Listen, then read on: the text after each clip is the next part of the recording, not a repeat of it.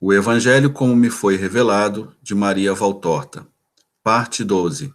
Vaidade das vaidades. Ao saírem do templo, Judas quis ficar com o mestre. Judas, à noite devo estar com o Pai. Oração, meditação e solidão me são mais necessárias que alimento material. Quem deseja viver pelo Espírito precisa rejeitar a carne, aniquilá-la para dar seus cuidados ao Espírito.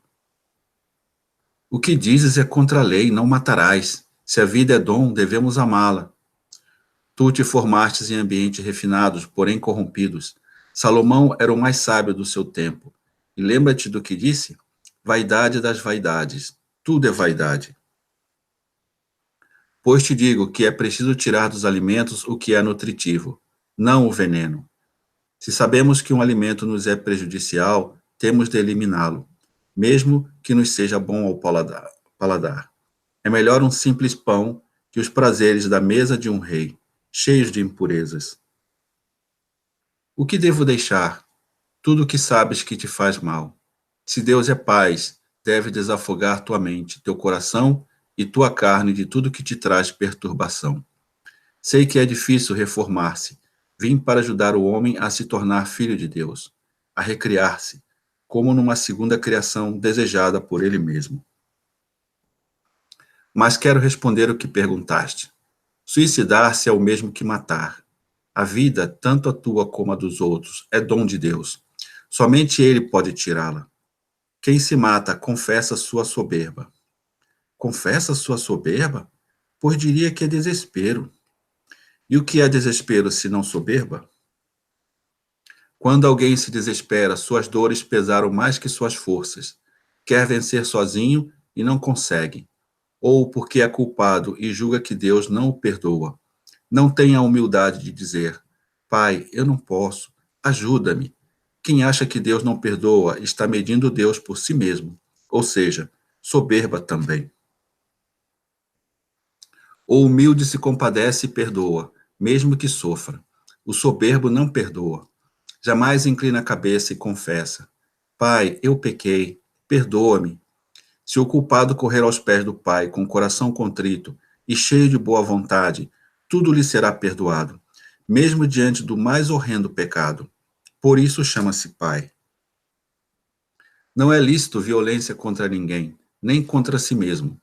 Os que se matam por falta de conhecimento do bem, em certos casos, tiveram a misericórdia de Deus. Mas depois que o Verbo tiver clareado a verdade e dado força com seu espírito, não haverá mais perdão aos que se matam em desespero. Seria dureza de Deus? Não, justiça, pois Deus dirá: Criei-te livre e fizeste teu próprio julgamento. Seguiste o caminho que escolheste. Acreditaste que Deus não o perdoaria e resolveste sair da vida para fugir de teus remorsos. Deus jamais violenta tua escolha. A vida é dom e deve ser amada. Durará o quanto o corpo aguentar. Depois começará a grande vida, a eterna, que será de bênçãos para os justos e de maldição aos corruptos. A vida não é meta, é meio, um meio para se atingir a eternidade. Devemos cuidar da vida para que dure e sirva ao espírito. Continência nos apetites, em todos. Continência nos desejos, continência nas paixões. Porém, uma paixão ilimitada pelas coisas do alto, ao amor a Deus e ao próximo. Compreendeste, Judas? Estou aqui para ser mestre. Tu és santo, eu sou jovem, cheio de vigor e vitalidade. Não vim para os anjos, o homem era a perfeição em tudo. Tinha o espírito de anjo e a completa beleza do animal em sua parte moral. Era rei da terra, como Deus é rei do céu. Em seu último dia, o homem se tornaria rei junto ao rei do céu. Mas Satanás arrancou suas asas, colocou garras e desejos por imundícies. Tornou-o parecido com um homem-demônio. Preciso cancelar essa fome corrompida para que retome seu lugar de co-herdeiro no reino celeste. Judas assumia a carne para sentir na carne as tentações do homem. Os pecados também? Tentados todos podem ser, inclusive eu. Agora pecadores, só os que querem ser. Nunca pecaste, Jesus? Eu nunca quis pecar, e não só porque sou filho de Deus. Quis e vou querer mostrar aos homens que se ele não quiser, ele não peca. Tenho 30 anos e não vivi numa caverna. Ainda que tivesse vivido, pensas que não viriam as tentações? Temos tudo em nós. Sobre o bem passa o suave sopro de Deus.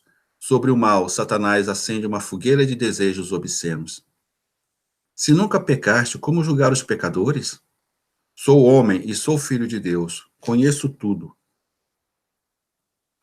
Alguém com fome sofre por não ter comida? Claro, está privado de comer, sentir desejo e não tê-la. A tentação é ardente como este desejo, e Satanás o torna ainda mais agudo, porque o ato dá prazer. Como nunca cedeste, pedi ao Pai. O Messias pedindo ajuda? E só porque eu já posso deixar de contar com o Pai? Nunca. Ao se despedirem, Judas deu seu parecer. Moras num lugar muito humilde, o povo repara nisso. É preciso se impor. Posso te arrumar uma casa digna na cidade. O digno e o indigno existem em todas as classes. Acaso César é respeitado? Não. É tolerado e amaldiçoado. Saberei me impor mais pela modéstia que pela imponência. Desprezarás sempre os poderosos? Pensava em falar de ti a muitos que têm nome. Não desprezarei ninguém. Irei aos pobres e aos ricos, aos puros e aos pecadores. Ficarei grato a quem me der pão e abrigo, seja quem for. Mas darei preferência aos que são humildes. Os grandes já têm muitas alegrias. Os pobres nada têm além da paz de consciência. Têm o amor fiel, os filhos e a alegria de serem ouvidos por quem são mais que eles. Serei sempre mais inclinado aos pobres, aos aflitos e pecadores. Agradeço tua boa vontade, mas deixa-me neste lugar de paz e oração. Vai, que Deus te inspire o que é bom. Chegando à humilde casinha, João, com o rosto iluminado de alegria, desceu correndo em sua direção. Oh, meu mestre! Jesus lhe abriu os braços e os dois se abraçaram afetuosamente, e com o braço sobre ele, entraram para cear. João contou que viera com Simão Zelote, e pelos campos de Betânia anunciaram o Messias aos camponeses. Depois Simão seguiu para a casa de um velho amigo. Simão é amigo dele da época em que os pais eram vivos. Ele, muito rico, dono de quase toda Betânia. Amanhã virá nos encontrar. Depois foi pegar a sacola. Trouxe peixe seco que Tiago e Pedro te mandaram, e em Nazaré tua mãe te mandou pão e mel. Caminhei sem parar, mas o pão já deve estar duro. Não, João, terá sempre o sabor das mãos da minha mãe. Após a ceia, Jesus o convidou para caminhar pelo olival. A noite estava clara e morna. Sentaram num ponto alto de onde se avistava toda Jerusalém. A cidade parecia bem maior sob a luz da lua. Seus contornos desapareciam sob a luminosidade prateada. João parecia uma criança ao lado da pessoa que mais amava.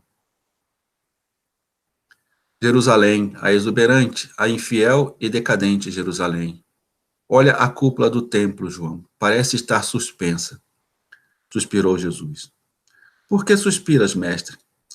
Os anjos o abandonaram. Seu aspecto de pureza e santidade está limitado às suas paredes. Os que deveriam lhe dar uma alma pura são os primeiros a tirar-lhe. Possuem 1000 preceitos, mas não os praticam.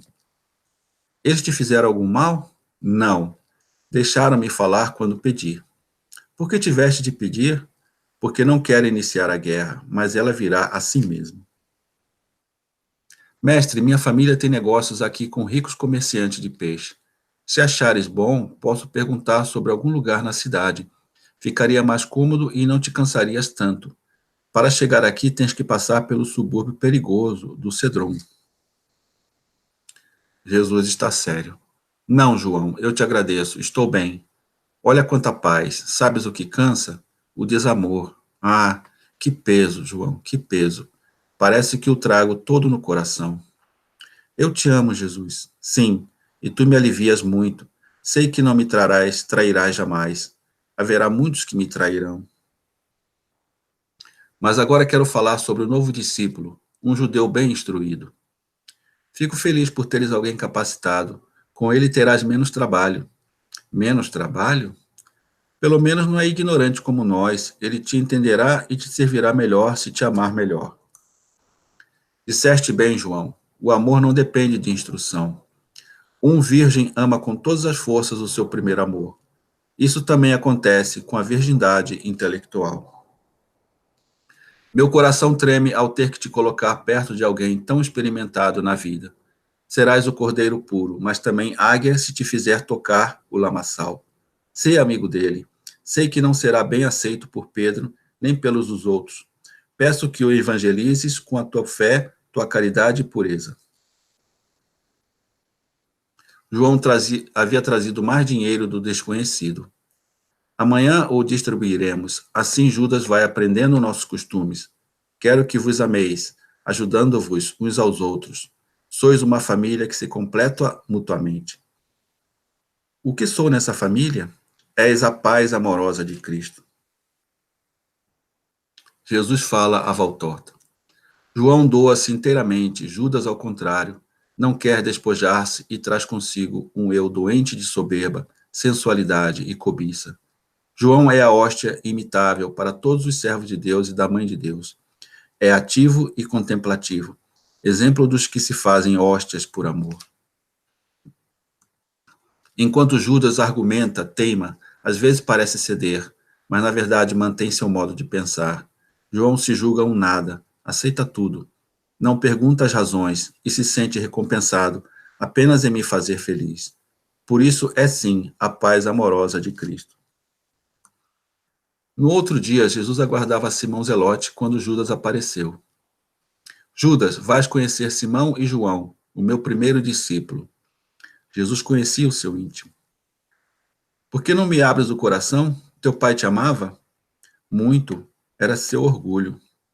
Então, nada fará teu pai mais feliz do que seres meu fiel discípulo. Mas para isso deve dizer, reencontrei meu pai na pessoa de Jesus. Abrirei minha alma para ser guiado, abençoado ou ser repreendido. Sim, se me amares, saberei tornar-me bom como meu pai sonhava. Judas, eu te amarei como a nenhuma outra pessoa. Não me decepciones.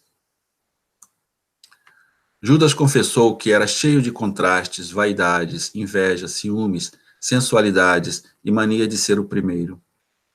Há pouco disseste que eu não era o primeiro e que por isso era teu predileto. Amarei a todos com o mesmo amor, um amor feliz ao santo e um amor sofredor ao pecador. Mas eis quem chega, João, meu primeiro conzelote, ex-leproso, que se tornou meu discípulo no dia seguinte à sua cura. Jesus os apresentou. João e Simão, este é Judas, o último discípulo, quer seguir a verdade, portanto, irmãos de todos vós. Jesus quis saber de Zelote sobre o amigo de Betânia. É um israelita com real ânsia pelo Messias. Avisei-o de que já estás entre nós. Iremos abençoar sua casa. Viste o novo discípulo? Tu que também és judeu, será mais capaz em aceitá-lo e ter indulgência. Já sofreste tanto com a lepra. Se me pedes, serei todo compaixão. Ao saírem do templo, Jesus convidou Zelote, Judas e João para acompanhá-lo pela Judéia. Aguentarias, Simão, encontrar os que te fizeram mal? Não existe mais ressentimento desde que te conheci. O ódio caiu junto com as escamas da lepra. Judas, intrigado, quis saber: por que não fazes esta cura com todos? João interveio: mas ele faz. Percebeu que falou antes de Jesus. Perdão, mestre, queria que ele não te amolasse. O que me aborrece, João, é ver o homem corrompido por Satanás.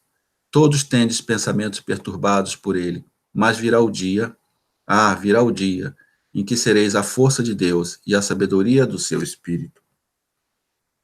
Vós sereis os primeiros, depois os demais. Quando for a hora, elegerei meus operários e os enviarei ao mundo. Por enquanto, desejo que digais: o Messias está entre nós, vinde. Depois vos capacitarei para pregardes e realizardes milagres em... Faremos milagres?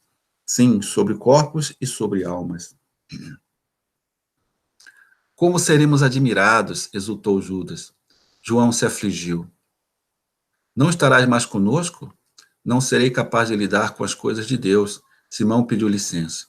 João, se o mestre promete revestir nossa miséria com o poder do Pai, devemos acreditar que seremos capazes. Não por nós, mas por sua misericórdia. Isso se não nos corrompermos com a vaidade. Tens razão, disse Judas, mas o fato de querermos ser admirados, no fundo, é para fazer realçar a figura de Cristo. Judas, quando mergulhado no horror da lepra, eu vi a verdadeira luz que nos conduz ao Pai. Perdoa a ousadia, mestre, mas não foi apenas conhecer-te, foi reconhecer alguém que minha alma já havia conhecido.